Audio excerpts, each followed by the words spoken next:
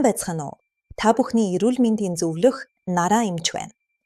Хэрэв та кетоз дэглэмийн эрүүл хүнснүүдийг хэрэглэж эхэлсэн бол одоо биеийн доторх өөхийг эрчимтэй шатааж бэлхүүсээ нарийн болгох цаг болжээ.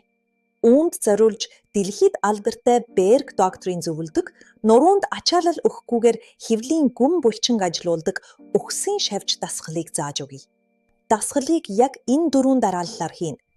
1-р 2 гараа тааз руу эгц дээш өргөнө. 2 хөлөө өвдгөр нь 90 градус нугалж агаарт өргөнө. Эхлээд зүүн талын гар, зүүн талын хөлөө хамтд нь урагш сунгаж буулгана. Буцаагаад байранд нь авчирна. 2-р зүүн гар баруун хөлөө буулгана, буцаагаад байранд нь авчирна. Баруун гар баруун хөлөө буулгана, буцаагаад байранд нь авчирна. Баруун гар зүүн хөлөө буулгана, буцаагаад байранд нь. Энэ дасгалыг хийх явцад бэлхүүсээ шалнаас огт хөндөрүүлж болохгүй. Шалыг маш чанга нааж шахах ёстойг анхаараарай. Энэ хөдөлгөөн нь хортой өөхийг маш хурдан хайлуулж бэлхүүсийг нарийсгах болно. Ингэж 5-аас 8 удаа давтаж хийн.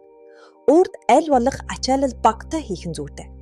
Дараагийн дугаараар бүсгүүчүүдийн толгойн өвчин болсон целлюлит өөхийг хэрхэн үр дүнтэй хайлуулах тухай маш хэрэгтэй зөвлөгөөг хүргэх болно. Эрүүл мэндээрээ гойсон эрч хүчтэй байцгаая.